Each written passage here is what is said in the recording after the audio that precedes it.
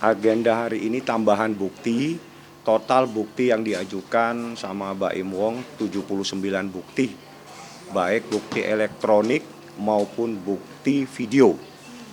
Ditambah saksi sebanyak 6, 5 saksi fakta, 1 saksi ahli. Sebetulnya total saksinya ada 10, ahlinya ada 2, jadi total ahlinya 3, saksinya fakta 10.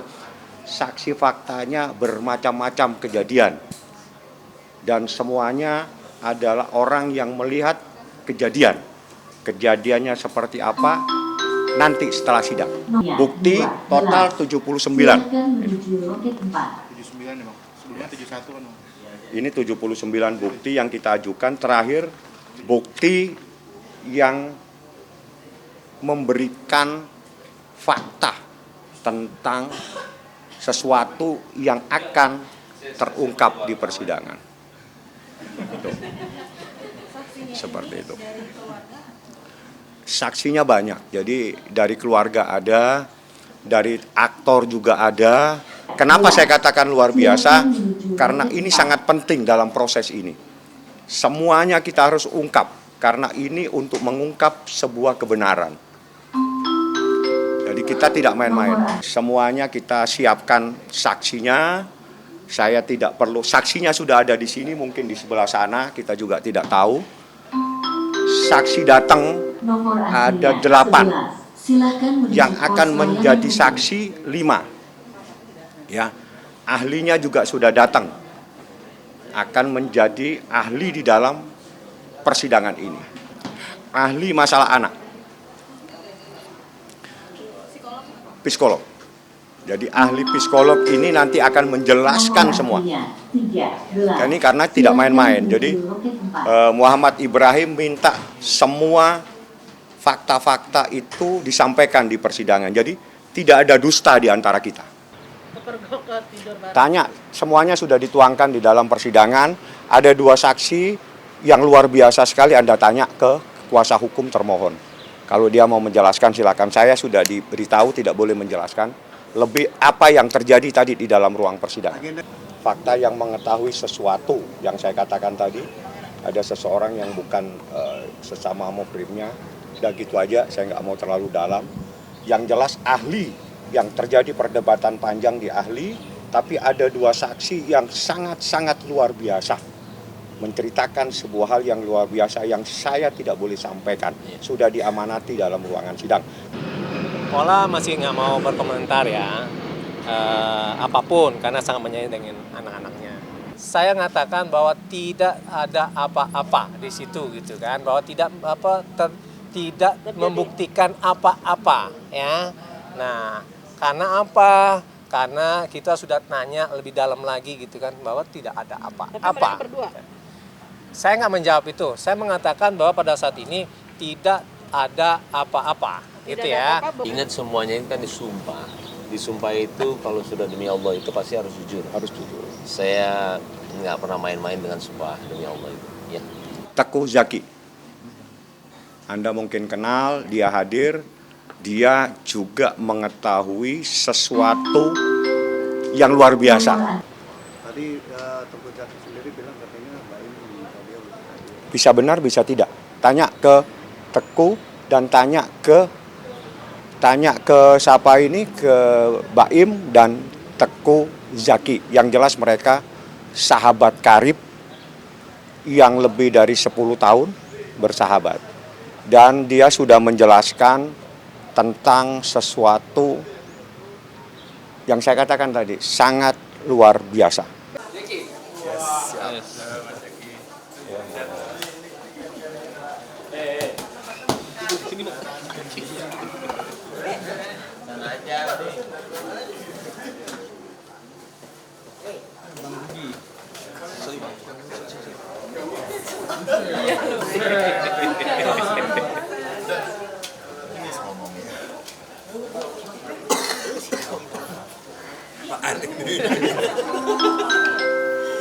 Nomor antrian, Pak. Silahkan menuju layanan e-call. Nggak ada persiapan khusus sih, apa adanya aja yang saya tahu itu aja cukup. Pertimbangannya akhirnya mau Kebenaran. Pertimbangannya akhirnya mau. Ya menurut Baim cuman saya yang tahu, jadi ya udah. Nggak ada pilihan, kasihan, ya udah saya bantu. Waduh, kenal Baim mah udah berapa puluh tahun ya? 23 tahunan kali ya. Ya, yang pasti tadi saya menjadi saksi salah satu case yang memang diajukan. Tapi informasinya tidak bisa saya sampaikan di sini karena itu memang wilayah privasi dan biarkan pengadilan yang memproses. Iya, memang diminta Baim. Itu aja, saya nggak bisa banyak-banyak, takut salah. Ya, salah satu bentuk tanggung jawab dan beban moral saya aja sih sebenarnya ke Baim dan Paula. Saya sayang sama Baim dan Paula dua-duanya. Sejauh kamu tak kenal Paula itu orangnya seperti apa sih? Saya lebih kenal ke Baimnya sih. Oh, kenalin. Tidak ada yang pernah bisa disesalin, yang pasti kita harus memikirkan gimana ke depan itu aja. Enggak menyesali apapun. Sangat disayangkan juga nggak sih? Paling dua pertanyaan. Sangat disayangkan nggak sih dengan hal ini terjadi? Sedih nggak sih Mas sebagai sahabat? Ya itu yang udah harus terjadi, ya udah mau gimana lagi. Tapi kan sebelumnya udah speak up juga soal mengetahui perselingkuhan dari Aduh, kalau itu bukan bagian saya.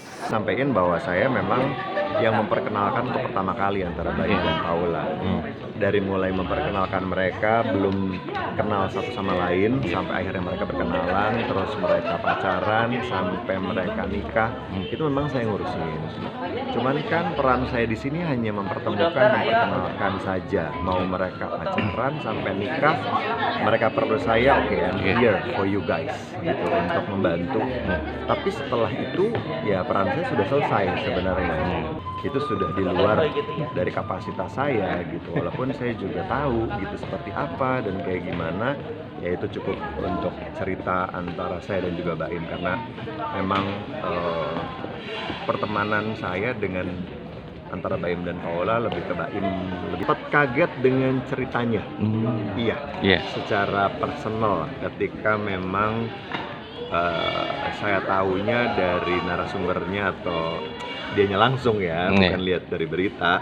Oh jadi ya pasti Mas, sedih, nggak nyangka, kaget gitu, lebih kayak ke shock mungkin ya, lebih shock karena di luar dugaan juga gitu ya.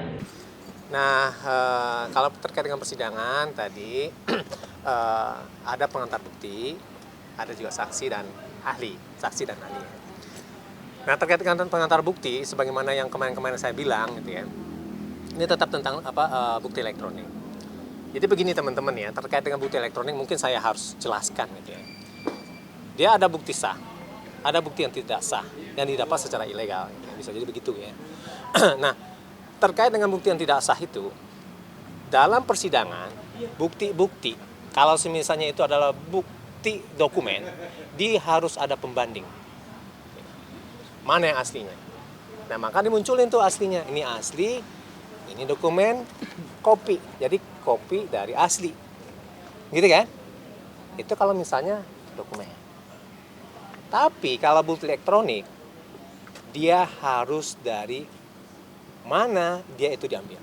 Dari situ akan ketahuan sebenarnya yang diberikan itu yang sudah dirubah atau tidak, atau yang sudah rusak atau tidak. Teman-teman lebih tahu. Kalau sekarang nih kan ada editing, gitu kan? Nah, itu artinya itu bukti itu sudah tidak otentik, tidak orisinil lagi. Nah, jadi itu harus diambil dari bukti pertama kali itu muncul. Itu harus diperlihatkan. Nah, dengan begitu nanti akan kelihatan tuh antara database data dengan metadata. Itu akan terlihat nanti. Kalau misalnya itu tidak terlihat, artinya itu tidak otentik. Pengadilan semestinya itu tidak menerima. Karena apa? Karena dia bukan bukti yang bisa dipertimbangkan sebagai bukti yang otentik. Karena bisa saja sudah dirubah. Mungkin dan patut diduga bisa dirubah. Gitu. Karena teman-teman lebih tahu tuh. Ada juga kalau misalnya bukti itu diambil dari handphone yang lain, itu namanya illegal access. Jangan persoalan sesuai, karena ini bukan lagi beli baju sesuai dengan ukuran.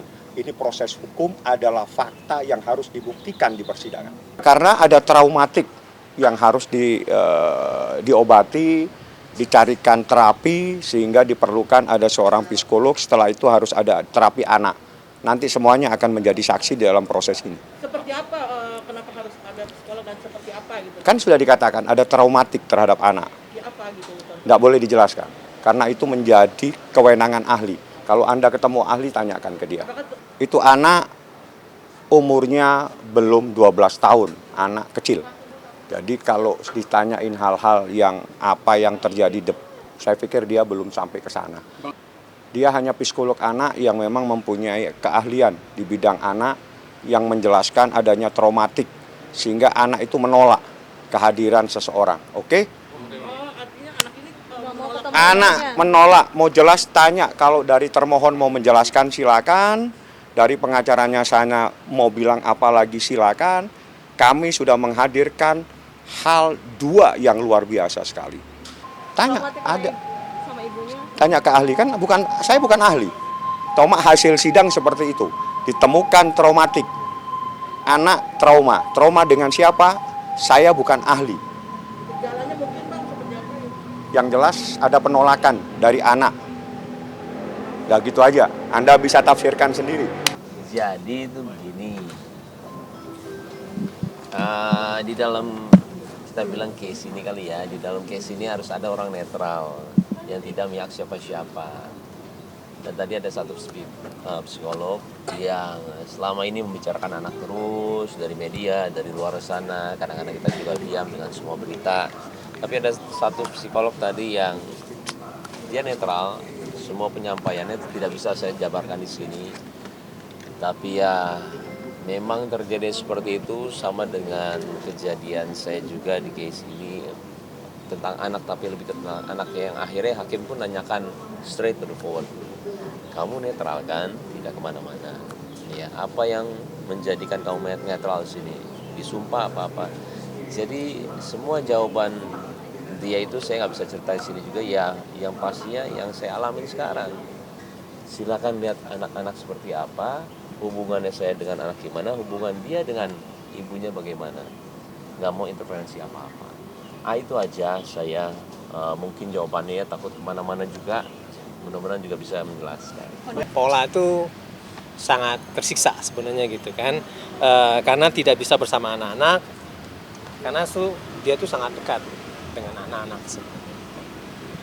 Nah, terutama sama anak bungsunya yang Kenzo yang nggak bisa lepas. Ngomong kayak gitu tuh kata-kata siapa?